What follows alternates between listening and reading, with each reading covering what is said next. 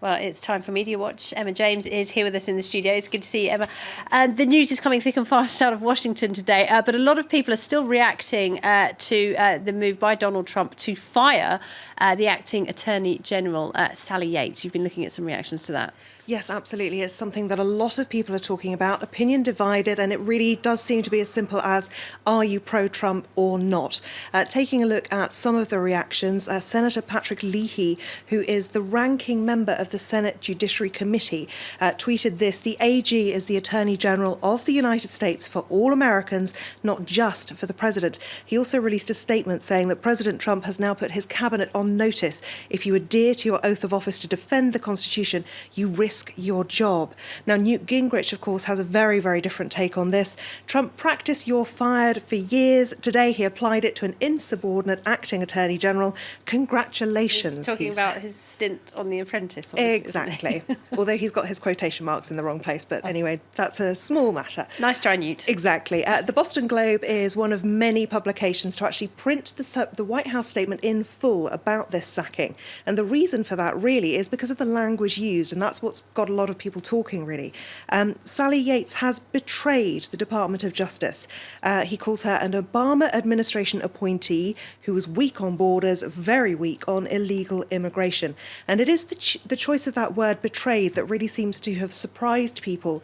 Eric Geller, a journalist for Politico, says the surprise is not that Trump fired Yates, the surprise is the White House statement. Now, interestingly, condemnation coming from the former White House counsel, John Dean, who was the counsel to President Nixon, no less. What he said is, "I have never read a White House statement as nasty as Trump's attack on the acting Attorney General, Sally Yates' new low," he says. It implies treason, doesn't it? I understand that. Absolutely, very much so. In fact, almost the same words as we get in some of the tweets. "Something is wrong when language of treachery and betrayal is used when sacking those upholding the US Constitution and the rule of law."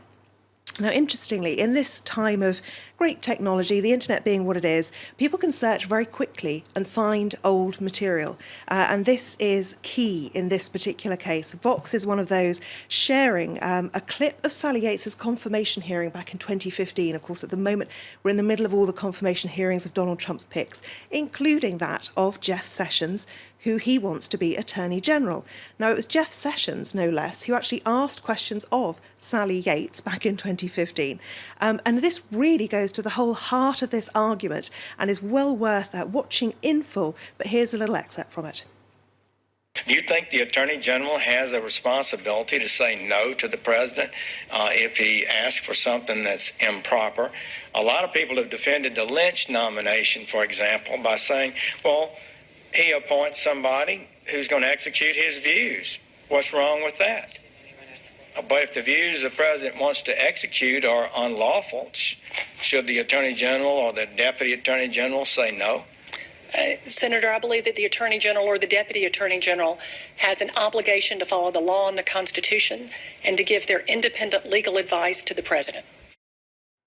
So seemingly they're very much a man of conviction. We will have to wait and find out if he will stand up for what is right, if he feels that President Donald Trump is wrong, and of course if he is actually confirmed as the Attorney General. Lots of ifs there. We will wait and find out more. All right, somebody had a good memory to dig that one out, didn't they? A lot of journalists are finding covering Donald Trump, as we just had a report on it, in fact, how it's been a whirlwind 10 days. A lot of journalists are really struggling with how to cover this and be fair and balanced and not get swept up in the emotion of it all.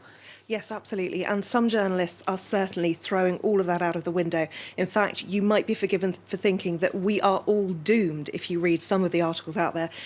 David Frum in The Atlantic has written a terrifying vision of the future under Donald Trump.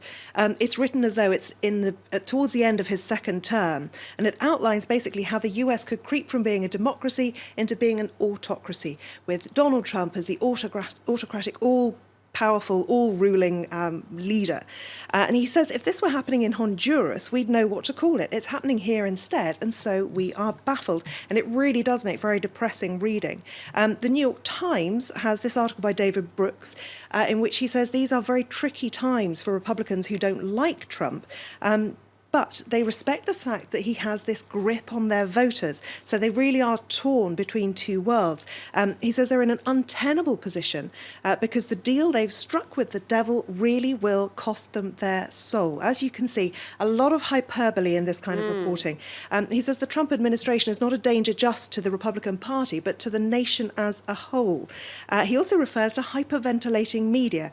I think possibly he should be reaching for the brown paper bag about now. But you do have to say that he is rather adding to it with this piece, although it does make very interesting reading. Now, if you are feeling a little bit depressed about the Trumpocalypse, or whatever you want to call it, there are things out there that can help you. There is this website for one, trumpdonald.org, which you kindly told me about a little earlier today.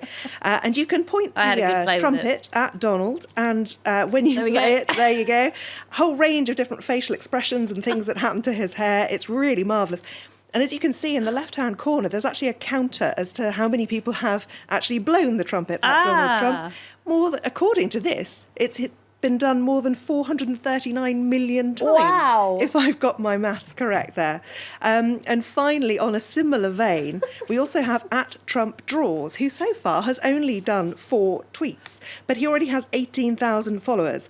And what he's done is he's basically taken images of Donald Trump signing his executive orders and added pictures to them. There you've got him holding up a drawing of a turkey.